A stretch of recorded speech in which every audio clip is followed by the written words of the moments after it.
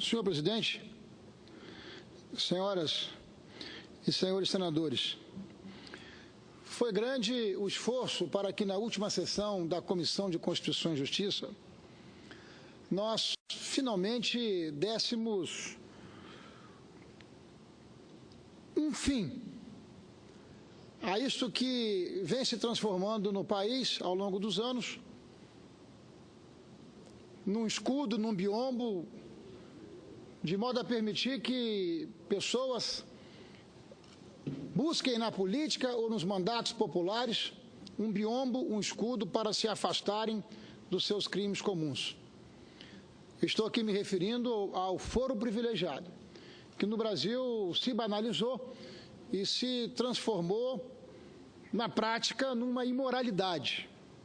É sobre esse o tema, senhor presidente, que eu quero abordar na tarde desta quinta-feira. Não conseguimos, líder Aloysio Nunes Ferreira, votar essa matéria na última quarta-feira, não conseguimos a inversão de pauta, mas conseguimos o compromisso da parte do senador Maranhão, o nosso presidente da Comissão de Justiça, de que na próxima quarta este será o primeiro item da pauta. E assim sendo, nós estaremos enfrentando esse debate de maneira absolutamente destemida. O foro especial, por prerrogativa de função, mais conhecido como foro privilegiado, é um instrumento pelo qual os tribunais específicos têm o poder de processar e julgar determinadas pessoas ou grupos de pessoas. No Brasil, o foro privilegiado já vem de muito longe e hoje se apresenta como um remédio que, graças à dosagem extrema com o qual é apresentado, já virou muito veneno e deixou de ser remédio. Mas quem surgiu primeiro no país? A nossa Constituição ou o foro privilegiado? Os dois nasceram juntos. Logo na primeira Constituição do país, promulgada em 1824, no Império ainda o foro privilegiado já estava lá, marcando presença. Vejamos o que diz o artigo 47 da nossa primeira Constituição Federal. Aspas. É atribuição exclusiva do Senado conhecer dos delitos individuais cometidos pelos membros da família imperial, ministros de Estado, conselheiros de Estado, senadores e deputados durante a legislatura. Agora vejamos o absurdo adicional aos olhos de hoje. Um outro artigo desta Constituição, a de 1824, a nossa primeira Constituição Federal, no seu artigo 99, com relação à figura do imperador, que era inimputável. Diz o artigo, senador José Aníbal, a pessoa do imperador é individual e sagrada. Ele não pode estar sujeito a responsabilidade alguma. Isso é o que prosperava em 1824. Ao Supremo Tribunal de Justiça, a mais alta corte da época, a Constituição reservava o seguinte papel: conhecer dos delitos e erros do ofício que cometeram os seus ministros, os empregados do corpo diplomático e os presidentes das províncias, equivalentes hoje aos governadores de Estado. Portanto, essa coisa do foro privilegiado, ele nasce com a nossa primeira Constituição Federal e ao longo de todas elas, ao longo da República, ela vem se arrastando e ganhando em cada momento sentidos de banalização. A partir daí, o que ocorreu? O foro privilegiado não apenas continuou, como também se ampliou largamente ao longo das nossas 6 constituições republicanas. A Constituição de 88, o instrumento atingiu o seu ápice, o topo, contemplando enorme leque de autoridades num patamar sem equivalência em parte alguma do mundo. Após debate intenso entre constituintes, a atual Constituição, apesar de ser considerada a mais democrática de todas elas, não prevê expressamente vedação de foro privilegiado, muito pelo contrário.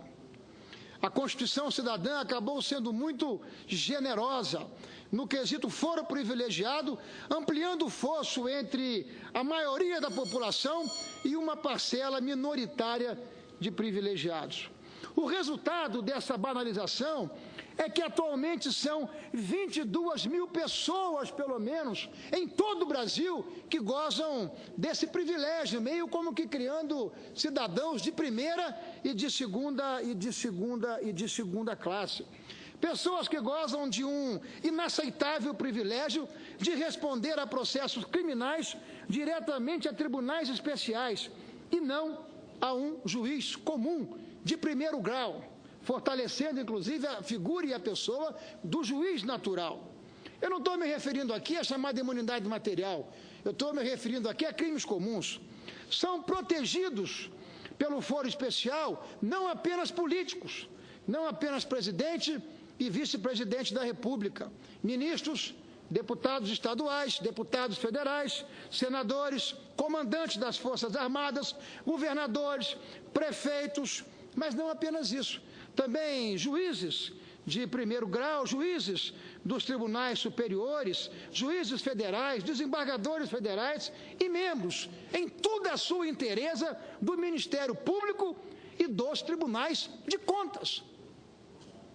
Na farra na prática não é difícil chegar à conclusão que o foro privilegiado no Brasil se transformou numa farra. E essa farra tem potencializado a impunidade. Essa é que é a verdade.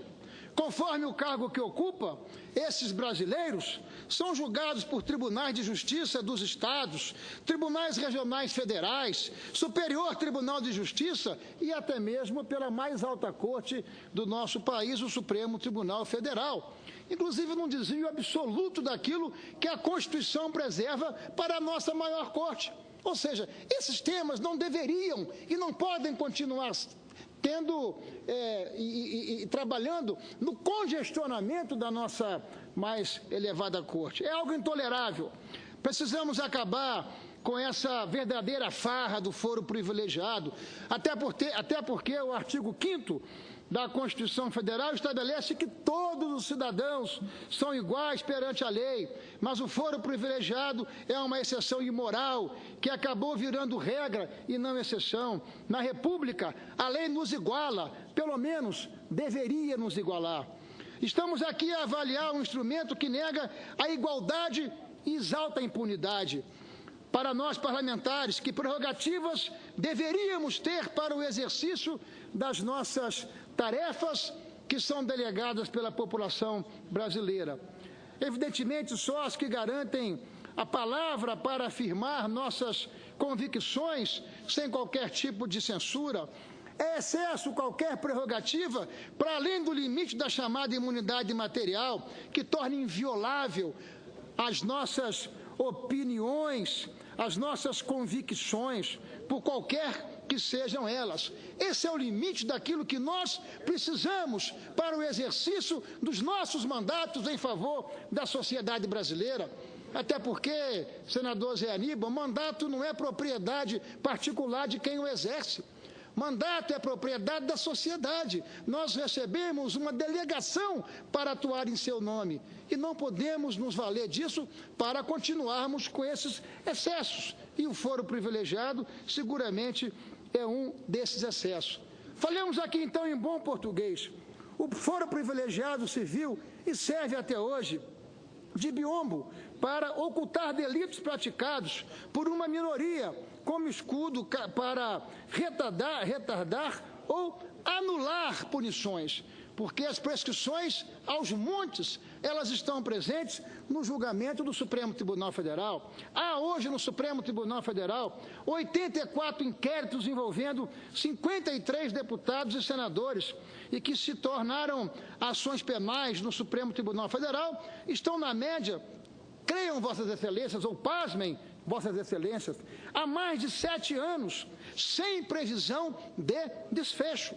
Desse total de processos, 22 tramitam há mais de 10 anos na instância do Supremo Tribunal Federal. Outros 37 casos já passaram de 6 anos à espera de julgamento. O foro privilegiado afronta a democracia, a cidadania, quando se sabe também que só 16 dos mais de 500 parlamentares processados no Supremo Tribunal Federal entre 1988 e o ano passado foram condenados por crimes contra a administração pública. Estamos, pois, diante de um sistema absolutamente falido, carcomido e esgotado. Os processos não andam, os tribunais não conseguem julgar os privilegiados e a justiça deixa de ser efetiva. Em 2003, o Supremo Tribunal Federal levava, em média, 277 dias para julgar ações penais com foro privilegiado. Em 2016, são mais de 1.200 dias, um avanço de aproximadamente 400%, e o volume de ações novas subiu para mais de 150%. Essa morosidade toda nos faz lembrar Rui Barbosa, quando afirmou certa vez que justiça tardia não é injustiça, senão injustiça qualificada e manifesta. É diante disso que nós estamos. A ninguém numa república pode ser dado o privilégio de ser julgado numa corte especial por crime comum. A lei nos iguala, pois a todos submete da mesma forma, ou pelo menos deveria submeter. É das ruas que vem o clamor por mais igualdade de tratamento aos cidadãos, por uma justiça eficiente e por mais decência no trato da coisa pública. Portanto, senhor presidente, senhoras e senhores senadores, é com essa expectativa que na próxima quarta-feira nós estaremos lá, não apenas eu, mas quero crer que o meu partido, o PSDB, e todos nós que fazemos parte daquela comissão, para que nós possamos estar em linha, brigando e brindando contra, naturalmente, a manutenção do foro privilegiado, que no Brasil banalizou-se e já ganha ares de criminalidade. Muito obrigado, senhor presidente, senhoras e senhores senadores.